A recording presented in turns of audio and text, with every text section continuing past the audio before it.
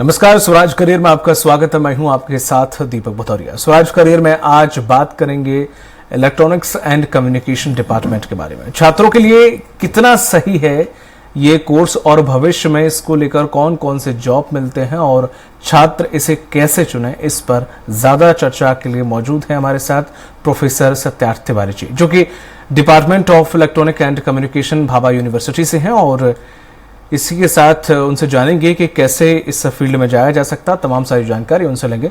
Sir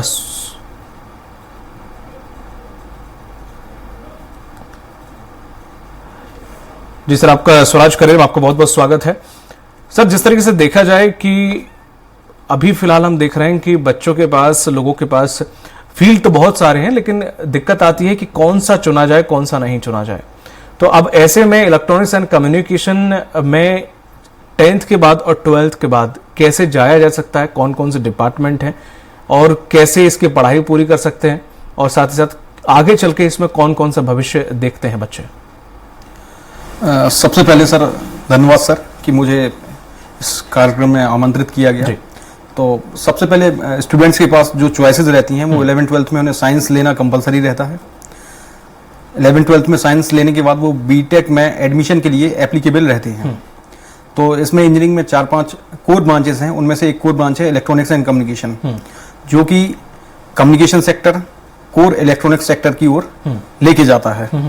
इसमें बहुत सारी जॉब ओपनिंग्स, खुद की स्टार्टअप्स, खुद की इंडस्ट्री सेटअप करना, ये बहुत सारे कैरियर ऑप्शंस रहते हैं जो कि बच्चा एक स्टूडेंट ग्रेजुएशन करने के बाद कर सकता है।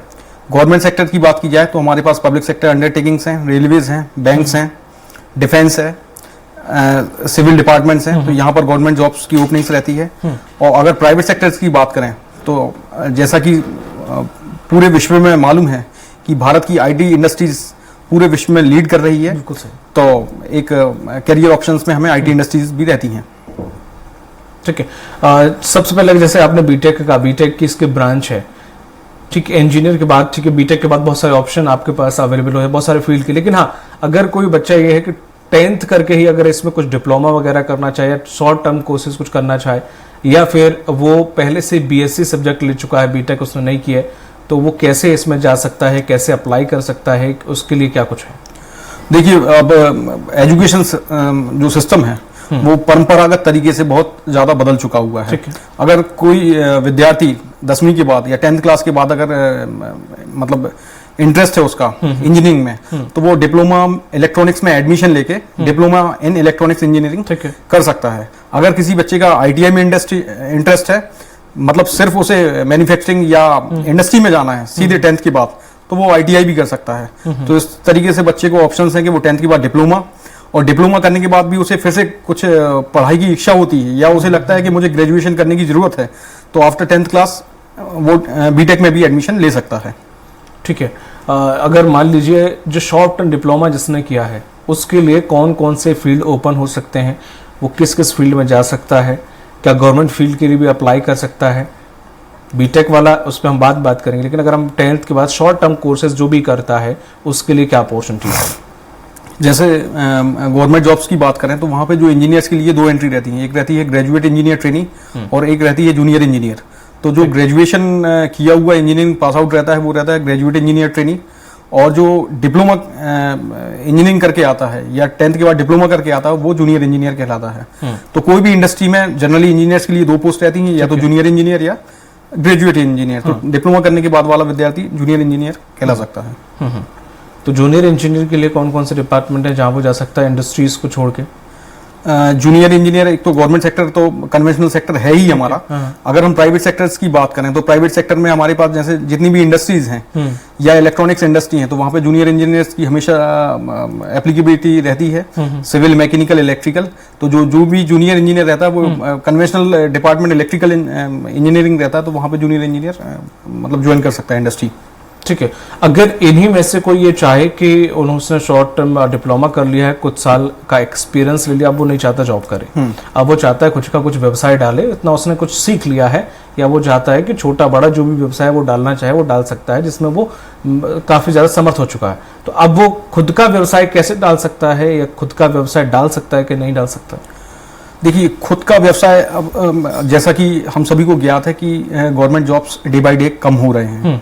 तो वैसे भी जो नई जनरेशन आ रही है, जनरेशन जेड या जनरेशन जी बोलते हैं, तो वो हमेशा खुद का व्यवसाय या इंडस्ट्री डालने का सोच रहा है। तो इसके लिए भारत सरकार ने मेंटर एंड मेंटी प्रोग्राम चालू किए हैं। इंडस्ट्री के लिए इंस्टीट्यूट इनोवेशन सेल डेवलप किए हुए हैं। कॉलेज में एंटरप्रेन्योरशिप डेवलपमेंट सेल एस्टेब्लिश किए हुए हैं। तो अगर किसी स्टूडेंट के पास कोई आइडिया है, बहुत अच्छा आइडिया है उसे, लेकिन ये नहीं मालूम कि उसके पेपर वर्क कैसे रहेंगे, उसके लिए क्या क्या एप्लीकेबिलिटी रहेगी, या उसका आइडिया प्रोडक्ट में कैसे डेवलप होगा, तो उसके लिए गवर्नमेंट ने इंस्टीट्यूट इनोवेशन सेल डेवलप किए हुए हैं। वहाँ वो अपना आइडिया लेके जाए, वहाँ पे मेंटर्स हैं, मेंटर्स उन्हें डिस्कस करेंगे, उसके आइडिया के बारे में समझेंगे, उसे गाइड करेंगे, उसके क्या क्या पेपर वर्क लगेगा, क्या क्या मतलब एक आइडिया टू प्रोडक्ट कैसे स्टैब्लिश किया जाए, ये उसे पूरा 100% गाइडेंस दिया जाएगा। या वो बैंकों के साथ कैसे कम्युनिकेट करे, या उसे किस सेक्टर में सब्सिडी मिल सकती, तो ये सारे गाइडेंस इंस्टीट्यूट इनोवेशन सेल, जो पहले रोजगार कार्यालय करते थे, वो कॉलेजेस में ये सारी चीजें डेवलप हो चुकी हैं। मतलब पढ़ाई के दरमियान भी वो इन सब चीजों को जान सकता, सीख सकता है कि कैसे लोन के लिए अप्लाई करना है, कैसे इंडस्ट्री, यानी कि पढ़ाई के दरमियान भी वो अपना कुछ व्यवसाय एस्टैब्लिश कर सकता है। ठीक है। अब यही अगर हम देखें, बीटेक करे हुए जिसने ब्रांच में इलेक्ट्रॉनिक कम्युनिकेशन लिया हुआ है, वो करने के बाद उसके लिए तो बहुत सारे अवसर, बहुत सारी अपॉर्चुनिटी, बड़े बड़े फील्ड खुल जाते हैं। अब ऐसे में सबसे मुफीद और सबसे ज़्यादा ट्रेंडिंग में इस वक्त क्या चल रहा है जिसमें वो जा सकता है, जिसमें वो अप्लाई कर सकता है और जिसमें जाना आजकल काफ़ी ट्रेंडिंग में भी है? देखिए, अगर इलेक्ट्रॉनिक्स, स्पेशली इलेक्ट्रॉनिक्स की बात की जाए, सिर्फ इलेक्ट्रॉनिक्स की बात की जाए, तो जो सबसे पहले नंबर पे चॉइस आती है वो आती है आईटी इंडस्ट्री की, इंफॉर्मेशन टेक्नोलॉजी सेक्टर। तो यहाँ पे नेटवर्क इंजीनियर, कम्युनिकेशन इंजीनियर या सॉफ्टवेयर इंजीनियर, ये हमारे लिए बहुत प्रॉमिसिंग फील्ड थी। लेकिन 2019 में जो हमारी सेमीकंडक्टिंग पॉलिसी आई, भारत सरकार की, जो Indian semiconductor workforce development programme आया, तो अब ये है कि भारत सरकार को नेक्स्ट जो डिकेड है हमारा 2020 से 2030, वो डिकेड हमारा सेमीकंडक्टर डिकेड कहलाएगा। सही। आपने ये भी देखा होगा कि रिसेंटली 2 साल पहले कोविड में हमने सेमीकंडक्टर्स की कितनी भयंकर शॉर्टेज देखी। सही है। हमारे पास कंप्यूटर्स, मोबाइल्स, इवन जो कार और ऑटोमोबाइल सेक्टर थे, उनमें वेटिंग 1-1.5 साल आ गई। इनफैक्ट हम हेयर ड्रायर यूज करते हैं, उस हेयर ड्रायर में भी एक चिप लगी होती है। बिल्कुल हर चीज उस पर डिपेंड है। बिल्कुल सही है। अब जो पूरे वर्ल्ड में आप देख रहे होंगे, पॉलिसीज का जो निर्धारण होता था वो एनर्जी सेक्टर पे होता था। आपने देखा होगा कि जो गल्फ कंट्रीज की राइजिंग हुई थी वो एनर्जी सेक्टर पे हुई थी। लेकिन अभी जो फॉरेन पॉलिसीज बन रही हैं वो सेमीकंडक्टर प्रोग्राम्स को लेके बन रही हैं। आप रिसेंटली अगर एक एग्जांपल देखें, अमेरिका की कंपनी एनवीडिया,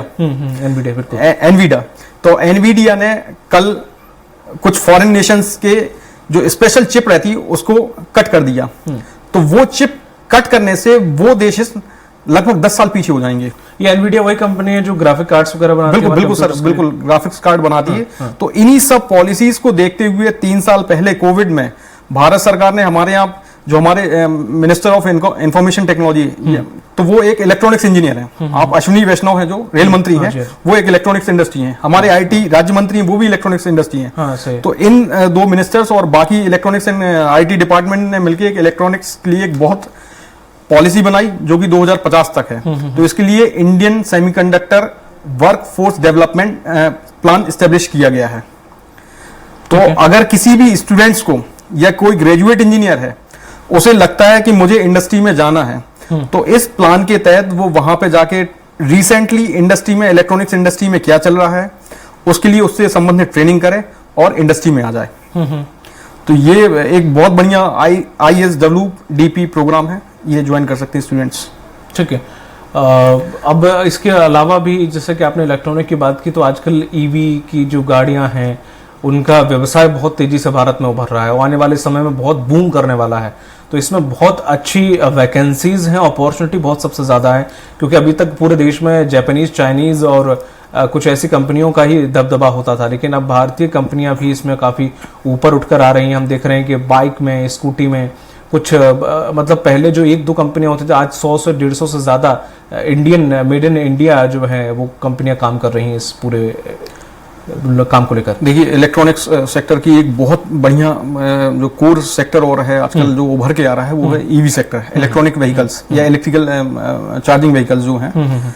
तो आपको मालूम है कि फ्यूल प्राइसेस लगातार बढ़ रही हैं, पॉल्यूशंस बढ़ रहे हैं, तो हम ईवी सेक्टर पर स्विच हो गए हैं।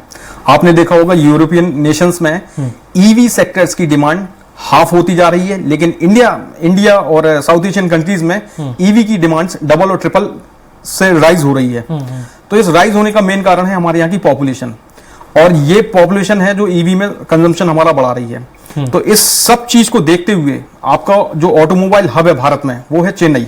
चेन्नई कहलाता है। वर्ल्ड की जितनी इलेक्ट्रॉनिक्स मैन्युफैक्चरिंग कंपनी है जिनके इलेक्ट्रॉनिक्स सिस्टम्स ऑटोमोबाइल इंडस्ट्री में होते हैं, चाहे आप जर्मन गाड़ियां देख लो, BMW या पोर्शे या मर्सिडीज वगैरह, जितनी टॉप की कंपनीज हैं, इन सब के इलेक्ट्रॉनिक्स पार्ट्स की मैन्युफैक्चरिंग इंडिया में चेन्नई में हो रही है। आप लीडिंग कंपनीज देख लीजिए, आप टाटा एलेक्सी है, KPIT टेक है या रॉबर्ट वॉश है, इन सब के हेडक्वार्टर्स चेन्नई में है और ये लाखों लोगों को रोजगार दे रही हैं। बिल्कुल, ये हमने इलेक्ट्रॉनिक में इसकी बात कर ली। एक मोबाइल सेक्टर भी एक अच्छा खासा, कम्युनिकेशन सेक्टर की हम बात करें तो कम्युनिकेशन सेक्टर में सर क्या स्कोप है? अगर कोई कम्युनिकेशन सेक्टर में जाना चाहे, उसका कम्युनिकेशन में आज से 5 साल पहले अगर आप बात करते तो इंडिया में आपने सुना होगा कि मोबाइल की मैन्युफैक्चरिंग नहीं होती थी। एप्पल के जैसे नए लेटेस्ट आईफोन आते थे और उनके लिए लाइन लगती थी कि वो फॉरेन से इंपोर्ट होंगे, यहाँ पे आएंगे। इवन आप टेस्ला का देखेंगे, फॉरेन से गाड़ी पैक होकर आती थी, यहाँ पे डिप्लॉय होती थी। सेम आप एप्पल का केस देखिए या लेटेस्ट जो भी मोबाइल फोन्स हैं, उन सब मोबाइल फोन्स की मैन्युफैक्चरिंग चेन्नई में, गुजरात में, आंध्र प्रदेश में हो रही है। तो ये लाखों लोगों को रोजगार भी दे रही है और इन सब रोजगार में कोई बहुत बड़े बड़े इंजीनियर्स की हमें आवश्यकता भी नहीं है। वहां पर सारे ITI या डिप्लोमा इंजीनियर्स लगे हुए हैं। कम्युनिकेशन में जिस तरह से अभी एक सोलर एनर्जी को लेकर भी इंडिया बहुत ज़्यादा सोच विचार करके इसमें आगे बढ़ रहा है, बड़ा बूम करने वाला ये मार्केट भी है। चाहे हम शेयर मार्केट में देख लें तो आने वाला एनर्जी सेक्टर ही सबसे ज़्यादा हाइप पर है। तो इसमें भी इन स्टूडेंट्स के लिए कितना स्कोप है? साथ ही साथ मैं ये और जानना चाहूँगा कि जिस तरह से अपना इसरो या फिर जो रॉकेट साइंस को लेकर या तमाम सारा प्राइवेट सेक्टर भी इसमें इन्वॉल्व हो गया है, तो इसमें क्या स्कोप है? क्योंकि कहीं ना कहीं इंजीनियरिंग करने के बाद काफ़ी स्टूडेंट की इच्छा होती है कि वो कहीं ना कहीं इस तरफ, इस दिशा में, चाहे वो DRDO में, अभी हम देख रहे हैं कि लगातार Bharat made in India weapons तैयार कर रहा है, मेड इन इंडिया व्हीकल तैयार कर रहा है, एयरक्राफ्ट तैयार कर रहा है। साथ ही साथ इसरो के साथ साथ और भी कंपनियां छोटी छोटी हैं वो भी इन्वॉल्व हो रही हैं। अभी आपने जिक्र किया था कि जो हाल ही में रॉकेट के ऊपर कुछ प्राइवेट कंपनियों, कुछ स्टूडेंट से मिलकर एक बहुत बड़ा इंजन तैयार किया है जो कि इसरो के इंजन की तकनीक के बराबर है। जैसे जैसे एनर्जी की कॉस्ट बढ़ती जाएगी या कॉस्ट ऑफ लिविंग एक्सपेंडिचर बढ़ता जाएगा, एनर्जी की डिमांड बढ़ती जाएगी। इस एनर्जी की डिमांड को कैटर करने के लिए भारत सरकार ने 4 साल पहले नेशनल सोलर अलायंस बनाया, जिसमें वह वर्ल्ड को लीड कर रहा हुआ है। इसकी अध्यक्षता भारत सरकार के पास है और नेशनल सोलर अलायंस में हमारा ये है कि हमारा जो at least 20 gigawatts of energy per year solar या रिन्यूएबल एनर्जी से बनाई जाए। तो इसमें भारत सरकार बहुत ज्यादा एम्फेसिस दे रही है। इसमें सिर्फ इस सेक्टर में एक ही दिक्कत थी हमारे पास कि हमारे पास जो सोलर सेल के पैनल्स आते थे वो हम इंपोर्ट करते थे, या तो चाइना से आते थे या US से आते थे। तो इस इंपोर्ट करने के कारण हमारी जो पर यूनिट कॉस्ट आती थी सोलर सेल्स की वो ज्यादा आती थी। अभी जो सेमीकंडक्टिंग पॉलिसीज आई है तो इसमें कुछ भारतीय कंपनीज को सब्सिडी मिली है। इन्होंने अपने खुद सोलर सेल के फैब्रिकेशन के लिए प्लांट लगाए हुए हैं और इससे प्लांट लगाने से हमारे सोलर सेल्स की कीमत डाउन हुई, पर यूनिट जनरेशन कॉस्ट थी वो भी कम हुई और इससे ये मदद मिली कि भारत सरकार आज की डेट में 40% सब्सिडी दे रही है कि हर घर में सोलर पैनल लगाए जाएं, कन्वेंशनल एनर्जी इलेक्ट्रिसिटी को यूज कम किया जाए और रिन्यूएबल एनर्जी के सोर्सेज को बढ़ाया जाए। तो ये सारी पॉलिसीज जो कैटर हुई हैं ये सेमीकंडक्टिंग प्रोग्राम के थ्रू आई हुई हैं, तभी हम 40% सब्सिडी दे पाए। इसके अलावा एक सेक्टर और बात करिए, रिसेंटली आपने जैसा देखा होगा इलेक्ट्रॉनिक्स सोलर में भी आ गया, हर जगह आ रहा है। अभी तक स्पेस सेक्टर था, स्पेस सेक्टर में जो स्पेस सेक्टर था वो 100% गवर्नमेंट ओन करती थी, प्राइवेट सेक्टर की इसमें कोई भी हिस्सेदारी नहीं थी। लेकिन 5 साल पहले सरकार ने प्राइवेट सेक्टर के लिए भी दरवाजे ओपन करे और जो इंस्टीट्यूट इनोवेशन सेल या एंटरप्रेन्योरशिप डेवलपमेंट सेल बनाई थी, उसी में एक IIT मद्रास के एक प्रोफेसर हैं, उन्होंने एक अपना स्टार्टअप डेवलप किया जिसका नाम दिया उन्होंने अग्निकूल। अगर आप कल के समाचार देखें तो वर्ल्ड में ऐसा पहला हुआ है कि एक प्राइवेट स्टार्टअप ने 25% कॉस्ट ऑफ इसरो, जो एक रॉकेट छोड़ने में, लॉन्चिंग में खर्च होती थी, उसकी 25% कॉस्ट पे हमने 3D hybrid cryogenic engine develop किया गया और उससे हमने अपनी अग्नि बाण को लॉन्च किया। तो ये भारत के लिए एक बहुत बड़ी उपलब्धि है। ये कुछ कोई छोटी बात नहीं है कि हमारे Indian startups specially in electronics में इतना बड़ा काम कर रहे हैं। बिल्कुल, जैसे कि स्टूडेंट का जिक्र किया हमने कि ठीक है, इंडस्ट्री बहुत सारी हैं, मैंने इंडस्ट्री में काम कर लिया है या फिर मैंने कोई इंडस्ट्री में बहुत वक्त बिता लिया, मैं चाहता हूँ खुद का स्टार्टअप मैं शुरू करूँ। उसके लिए गवर्नमेंट हमें क्या सब्सिडी देती है, कहाँ से हम अप्लाई कर सकते हैं, क्या हमें सहूलियतें दी जाएंगी? हमारे पास कोई बहुत अच्छा आइडिया है या जिसके लिए मैं कोई इनोवेट चीज़ें करना चाहता हूँ, बनाना चाहता हूँ, इंडिया की गति में कुछ योगदान देना चाहता हूँ, तो उसके लिए मैं क्या कुछ कर सकता हूँ? या जो एक व्यक्ति है, एक बच्चा है जो बीटेक करके निकला हुआ है या डिप्लोमा करके निकला हुआ है, जो भी है इलेक्ट्रॉनिक कम्युनिकेशन में, लेकिन उसकी सोचने की क्षमता या फिर उसको एक दूसरी चीज़ें इन्वेंशन करने का बहुत शौक है, तो वो कैसे इसमें भूमिका निभा सकता है? देखिए, 4 साल या 5 साल पहले की बात की जाए तो इंस्टीट्यूट में इस टाइप की फैसिलिटीज नहीं होती थी कि स्टूडेंट्स को हम उनके आइडिया को कैटर कर पाएं और नया प्रोडक्ट से आइडिया से प्रोडक्ट में उन्हें डेवलपमेंट की तरफ ले जाएं।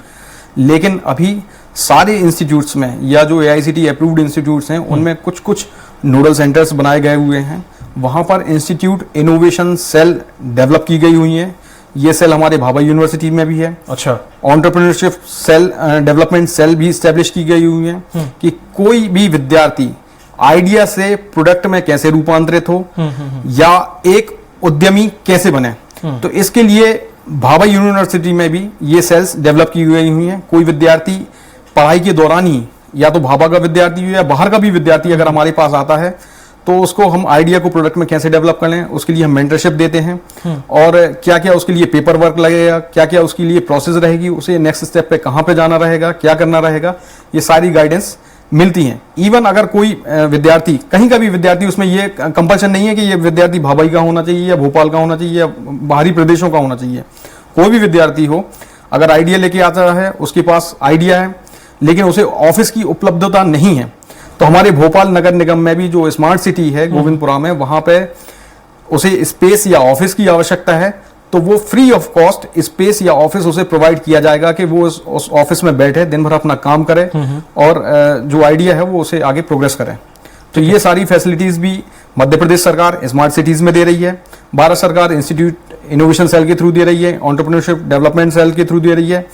इवन स्टेट में नोडल सेंटर्स, हमारा GSITS इंदौर नोडल सेंटर है जहां पे मेंटर और मेंटी स्कीम्स हैं, तो वहां पे भी ये सेल्स हैं। और हैवी अगर आपके लिए ग्रांट्स और फंडिंग की भी आवश्यकता है तो यहाँ पे आप अपना आइडिया के लेके जाइए, फिजिबिलिटी लगती है तो ग्रांट्स आपको मिल जाएंगी। ठीक है, अगर मैं इसमें गवर्नमेंट सेक्टर में ट्राई करना चाहूँ, अब मुझे प्राइवेट सेक्टर में नहीं जाना है या फिर मुझे खुद की इंडस्ट्री भी नहीं डालनी है या मुझे कुछ नहीं करना, मुझे गवर्नमेंट सेक्टर में अप्लाई करना है, कौन कौन से ऐसे सेक्टर हैं, कैसे अप्लाई किया जा सकता है? देखिए, जो कन्वेंशनल तरीके हैं कि हमने पढ़ाई की, हमने नौकरी के लिए आवेदन दिया और नौकरी लग जाए हमारी, तो इसके लिए इंजीनियरिंग में जो सबसे टॉप में जो टॉप जॉब्स रहती हैं जिन्हें हम टेक्नो मैनेजरियल जॉब्स कहते हैं, इनका सिलेक्शन होता है यूनियन पब्लिक सर्विस कमीशन के थ्रू, UPSC के थ्रू। तो इसके लिए जो टॉप की परीक्षा है वो इंडियन इंजीनियरिंग सर्विसेज, हर साल ये जून के महीने में आयोजित की जाती है। इसके लिए लड़के आवेदन करते हैं और इसमें रिटन और इंटरव्यू और मेंस का एग्जाम होता है और इसमें बच्चे सिलेक्ट होते हैं। भाभा यूनिवर्सिटी के लिए ये बहुत गर्व की बात है कि लास्ट ईयर 2023 में भारत में लगभग 455 प्राइवेट यूनिवर्सिटीज हैं और हाईएस्ट नंबर ऑफ स्टूडेंट्स जो अगर हम परसेंटेज में बात करें तो हमारे भाभा यूनिवर्सिटी से 5 विद्यार्थियों का सिलेक्शन हुआ है, जिसमें से 3 विद्यार्थी इलेक्ट्रॉनिक्स एंड कम्युनिकेशन इंजीनियरिंग के थे, 2 इलेक्ट्रिकल और 1 मैकेनिकल से थे। तो ये एक बहुत बड़ी उपलब्धि की बात है कि भाभा यूनिवर्सिटी से भी भारत के टॉप में जो टॉप मोस्ट इंजीनियरिंग का एग्जाम है उसमें विद्यार्थी सिलेक्ट हुए हैं। तो एक तो IAS हो गई, दूसरी पब्लिक सेक्टर अंडरटेकिंग्स रहता है जिन्हें हम PSUs कहते हैं, जो सरकारी कंपनीज रहती हैं उन्हें हम PSU कहते हैं। उनके लिए विद्यार्थी गेट एग्जाम में अपीयर हों, गेट में अगर उनकी टॉप रैंक्स आती है तो वो PSU के लिए डायरेक्ट अप्लाई करें और वहां पे उनके लिए इंटरव्यू कॉल्स आते हैं और वहां पे उनका सिलेक्शन हो सकता है। ठीक है, इसके अलावा रेलवे सेक्टर है, रेलवे में लगातार इंजीनियर्स की डिमांड बढ़ती जा रही है। बैंकिंग सेक्टर से, बैंकिंग में भी कंप्यूटर, IT, नेटवर्क इंजीनियर्स की हमेशा आवश्यकता बनी रहती है। इसके अलावा डिफेंस कंपनीज है, आपने देखा होगा कि मेक इन इंडिया प्रोग्राम जब से आया हुआ है, तो मेक इन इंडिया प्रोग्राम में हमारी ये प्राथमिकता है कि जो भी प्रोडक्ट्स बने वो हम बाहरी देशों से इंपोर्ट ना करें और भारत में ही बनाएं। तो मेक इन इंडिया में हमारी Bharat electronics limited, Bharat dynamics limited या shipping corporation of India limited या BHEL की बात करें तो ये जितनी इलेक्ट्रॉनिक्स की कंपनी है ये आप देख ही रहे हैं कि कैसे ग्रो कर रही हैं। ठीक है, जिस तरह से पढ़ाई की अगर हम बात करें, इंजीनियरिंग की पढ़ाई आज से 10 या 15 साल पहले थी, वैसी ही पढ़ाई और वही स्ट्रक्चर अभी भी है क्या? देखिए, जो पढ़ाई का जो तरीका रहता है, कन्वेंशनल तरीका तो वही रहता है, लेकिन engineer is a person who can make for $1 what any fool can make for $100। ये कहावत है। कोई व्यक्ति ₹1 के लिए जो काम नहीं कर सकता वो इंजीनियर कर सकता है। तो इंजीनियरिंग क्या होती थी, साइंस की एक एप्लीकेशन होती थी। तो एप्लीकेशन तभी डेवलप होती है जब विद्यार्थी उस पर लगातार रिसर्च करे, उस पर लगातार प्रोडक्ट बनाए और उसकी एप्लीकेशंस पे काम करे, ना कि उसकी थ्योरी पे काम करे। तो ये इंजीनियर्स होती थी। तो इंजीनियर से ये उम्मीद की जाती कि वो लगातार प्रोडक्ट्स, एप्लीकेशन और लेबोरेटरीज में काम करे, प्रोडक्ट्स बनाए, लगातार प्रैक्टिस करे, तो वो इंजीनियरिंग सफल होती है। जी, तमाम जानकारी साझा करने के लिए, हमारे सभी दर्शकों का मार्गदर्शन करने के लिए सत्यार्थ तिवारी जी, आपका बहुत बहुत शुक्रिया इस शो में शामिल होने के लिए। तो ये थे हमारे साथ प्रोफेसर सत्यार्थ तिवारी, जो कि department of electronics Bhabha university से थे, जिन्होंने जानकारी दी है कि कैसे इलेक्ट्रॉनिक और कम्युनिकेशन में आप अपना भविष्य बना सकते हैं, कैसे पढ़ाई पूरी कर सकते हैं, क्या क्या जॉब सेक्टर हैं आपके लिए, कैसे अप्लाई कर सकते हैं, कैसे गवर्नमेंट सेक्टर में अप्लाई कर सकते हैं। तमाम जानकारी स्वराज करियर इस शो के माध्यम से आप तक पहुंची है। मुझे दीजिए इजाजत, नमस्कार।